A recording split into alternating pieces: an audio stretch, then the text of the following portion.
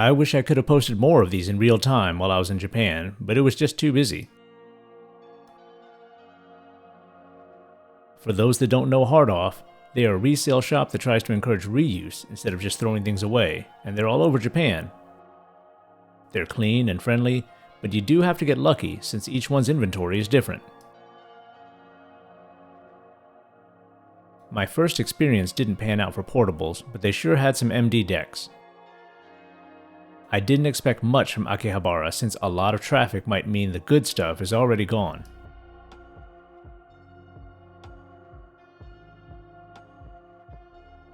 They did have some nice MD decks like this Pioneer, but some of their portables were too expensive and nothing was in the junk section.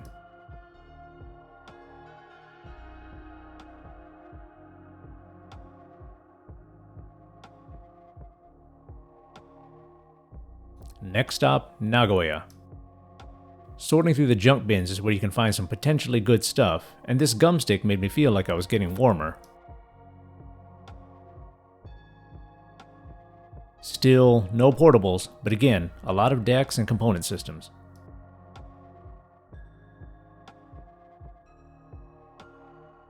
If I had more space, I'd have definitely picked up a Tascam, Onkyo, and more Kenwood MDX boomboxes.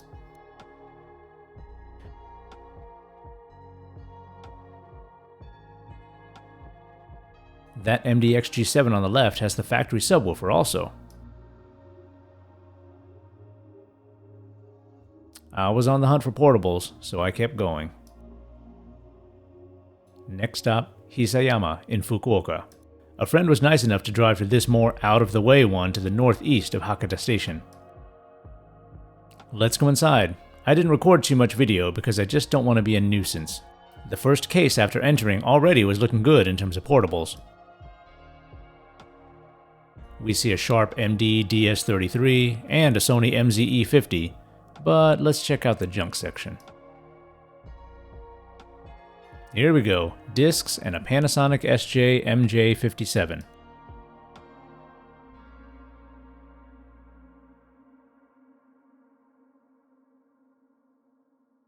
Here's another look at the selection of discs. Each bag had 5 discs for 500 yen, so just over $3 at current rates. Already, this store surpassed my first few hard-off stops. So whether you find stuff in a case or in junk, you can load up a basket and test it out. This was pretty sweet, some unopened discs at nice prices, Denon and Axia Bat MDJs. Like the other hard-offs, there was a good selection of decks, components, and boomboxes. I wish I had more space or actually lived in Japan.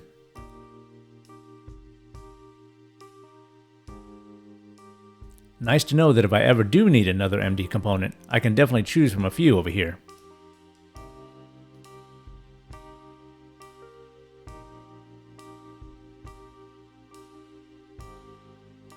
Next stop, the junk bins. This one is labeled Digital Audio Player. This top one is for junk CD, but you can sometimes find MD stuff in there.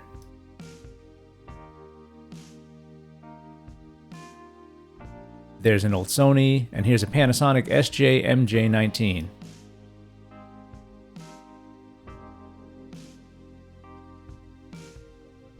Here's a Panasonic SJ MJ55, and another Panasonic SJ MJ19. Here's my basket on the test bench. There's power and batteries, but you gotta bring your own gum sticks and remotes. This was the first one I tested. It's complete with speakers. Everything powered up, so let's test a disc. This one looked and sounded good, but had a problem reading discs after this first one. It also stopped seeking tracks properly. I'm glad I was able to test it. It could be worth troubleshooting at about $20, but I didn't need it. This complete SJ MJ19 didn't read discs at all, and I hate these. I have 3 broken ones already. Well, time to head back. Thanks for the ride. So this was more of the hard-off experience I was hoping for. Some junk portables and discs to dig through. Let's see how the other ones shake out.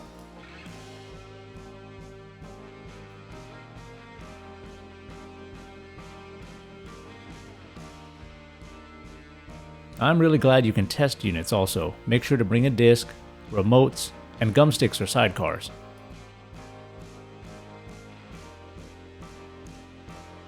Next stop, Fujisawa. This was a decently sized one, so I was really hoping for a good turnout. This combined hobby off and off house.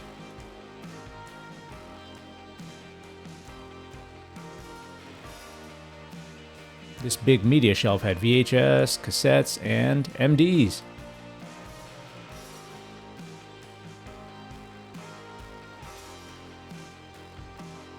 These TDK MD-XGs are the ones that are screwed together, not sonically welded. And what's this at the bottom? Some unopened Denon 5 packs that retailed at 11,000 yen, but are now 1650, so just about 11 bucks. This good-looking Sharp MD-ST600 was unconfirmed due to no charger. I'm in. Here it is on the test bench. Yes, I grabbed those TDKs. Since they couldn't really test it, I was ready to check with a AA sidecar or gum stick. Okay, so that doesn't look great in there, but it's not the worst I've seen. I put in a gum stick and a disc. Let's see what happens.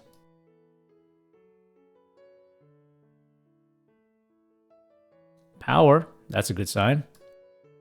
Since this is a Sharp, let's also make sure that it actually plays. Looks good. Skipping tracks work. Skipping tracks works, and it sounds good. I think it's a keeper. Fujisawa hard-off was a great success. Next stop, Tsunashima. Since we were near a restaurant we wanted to go to, we stopped by Book-Off, not expecting anything.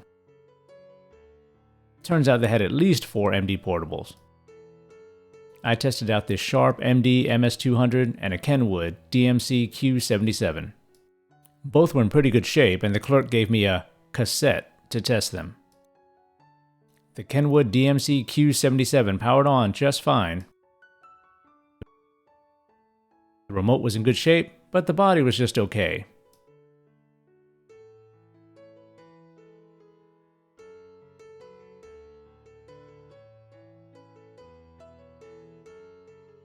After a bit of time, the disc loaded, so it was working, but I decided to pass.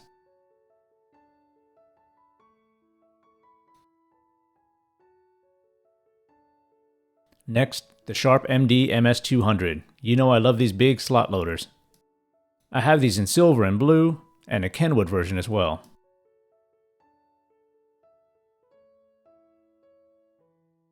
Oh no, talk error A.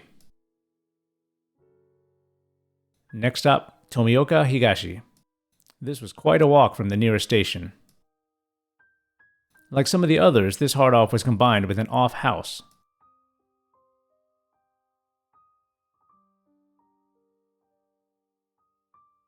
Let's see if this one has anything good.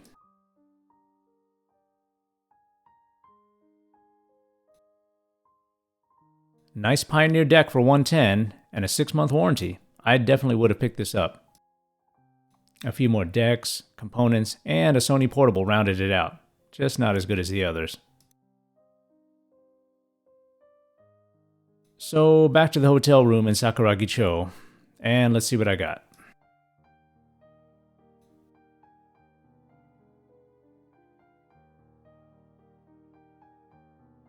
I picked up some used and new discs.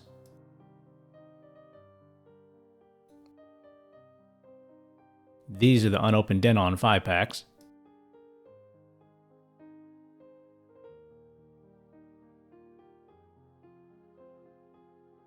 I also got all the TDK MD-XGs since I like the screwed-in construction.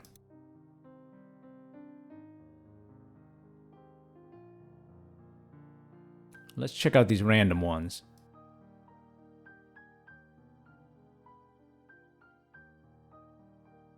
Maybe nothing special, but it was a decent selection of colored discs. I wasn't expecting a bit club or anything.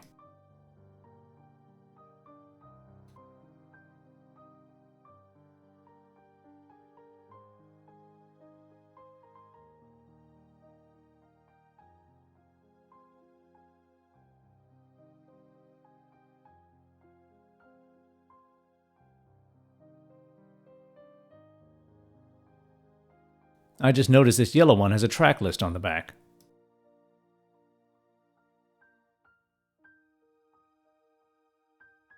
And lastly, I did pick up that Sharp MD-ST600. It's in great shape.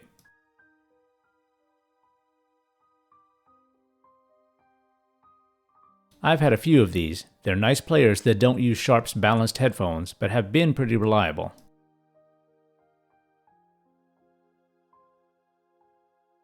The remote looks almost unused.